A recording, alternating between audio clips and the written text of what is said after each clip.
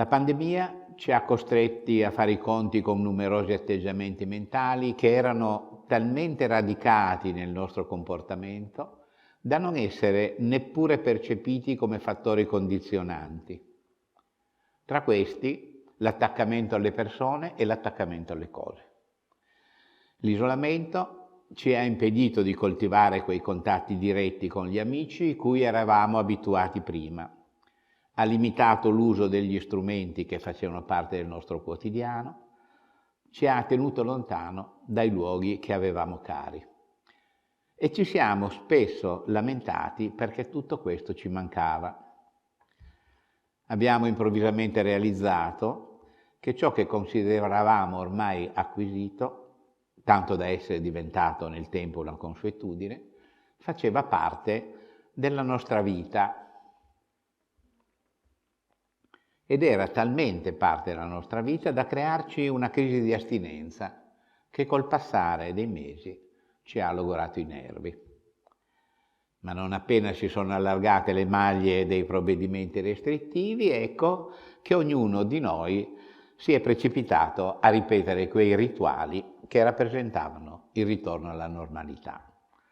La movida, le passeggiate, gli acquisti compulsivi, il fine settimana fuori porta, le cene con gli amici.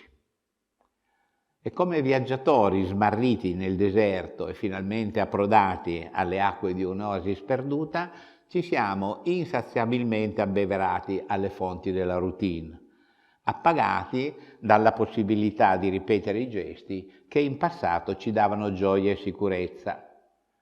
E non ci siamo resi conto che questa sete si chiama attaccamento. L'attaccamento può essere sviluppato verso differenti obiettivi. L'attaccamento alle idee, alle opinioni, al corpo, alle esperienze che producono piacere, alla vita. E può inoltre nascere da un'angoscia esistenziale oppure da un sentimento di frustrazione che ci porta a interrogarci sul senso delle cose. O può nascere da molto altro ancora. Esso ci lega a fattori abituali dai quali non sappiamo separarci, ma può anche essere considerato come una attitudine a fuggire da una realtà insoddisfacente, oppure può essere un atteggiamento che sviluppiamo per lottare contro la sofferenza. Ma è sicuramente uno stato mentale da superare e abbandonare. Nel buddismo si dice che l'attaccamento concerne gli oggetti dei sensi, le forme, i colori, i suoni, gli odori, i sapori e anche i pensieri, e ha come sostegno le opinioni, le regole, i mezzi, le pratiche di vita e anche il falso concetto di un io individuale e permanente. Tutto questo oscura le nostre menti, ci porta lontano dalla saggezza e appesantisce il nostro spirito. Infatti, quando la nostra mente è attaccata alle cose grossolane, quindi siamo presi da dei pensieri che sono materiali, il nostro complesso psicofisico, quindi la nostra mente e il nostro corpo, diventano pesanti, diventano gravi e accumulano naturalmente, producono in noi pensieri e azioni non salutari. In genere non siamo consapevoli del fatto che noi immaginiamo e costruiamo intellettualmente il nostro mondo attratti dalla varietà dei fenomeni esteriori e che siamo condizionati dal pensiero discorsivo che costruisce concetti e visioni illusorie. E che attraverso queste illusioni e queste visioni soggettive diamo corpo a una realtà che soltanto noi possiamo considerare perché fa parte delle nostre esperienze. Questo è bello, secondo me, quello è brutto, secondo me, quello mi piace, secondo me, questo lo voglio e deve essere mio. E quindi ecco che come colui che si è perso nel deserto crede che l'acqua vista in un miraggio lontano sia vera e si mette a correre in quella direzione, così anche noi, con la mente occupata da una proliferazione mentale continua, alimentata dal fuoco del desiderio, dell'avversione e della confusione, corriamo verso ciò che è ricettacolo di illusioni. E qui, arsi dalla sete, non comprendiamo che il sentimento dell'attaccamento altro non è che il frutto della nostra mente ed è simile a un sogno. Infatti, il vincolo delle passioni viene alimentato dalla nostra fantasia ed è difficile liberarsene, perché proprio mentre magari siamo avviati a lasciare un certo tipo di attaccamento, ecco che sopravvengono i pensieri, le nostalgie, si risvegliano ricordi e desideri e la sete ritorna a crescere. La filosofia buddista descrive così questa spirale perversa. Quando c'è sete si produce il bisogno di cercare le cose. Quando c'è il bisogno di cercare le cose si produce il tornaconto, il nostro vantaggio. Quando c'è il nostro vantaggio si produce il desiderio di continuare a ottenerlo. E quando c'è il desiderio appassionato, ecco che si produce l'attaccamento. E quando nasce l'attaccamento si produce il possesso.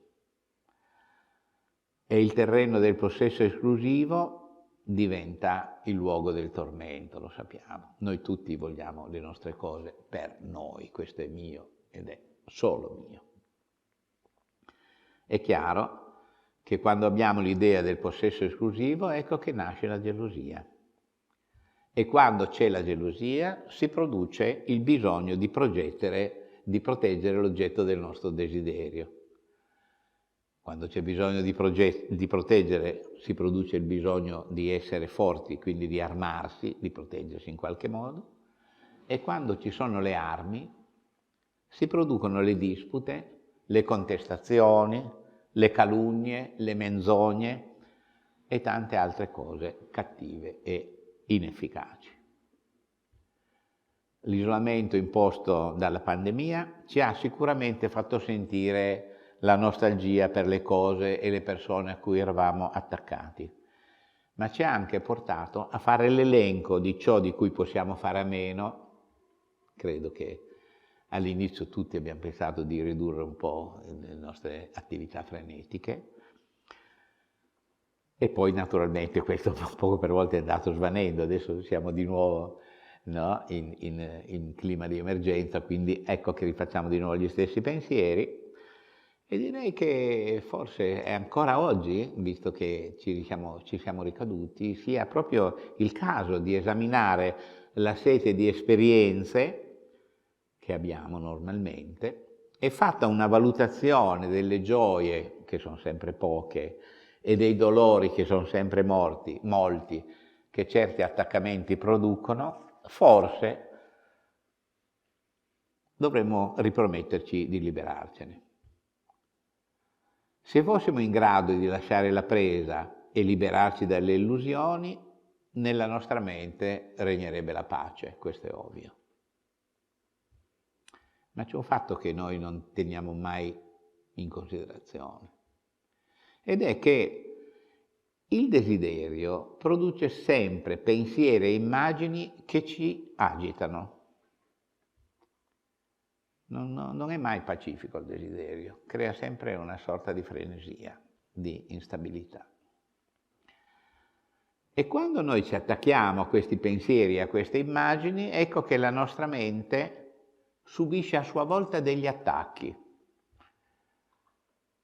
E sono gli attacchi dei dubbi, e sono gli attacchi delle illusioni. Pensate a quando siamo gelosi. La nostra mente è attaccata da tutta una serie di pensieri che ci tormentano, che ci impediscono di essere in pace, di essere sereni. Dunque, ogni attaccamento, scusate la cacofonia, genera attacchi. E se sappiamo eliminare l'attaccamento, i dubbi e le illusioni scompaiono. Ma soltanto il fuoco di una mente libera può bruciare l'albero degli attaccamenti.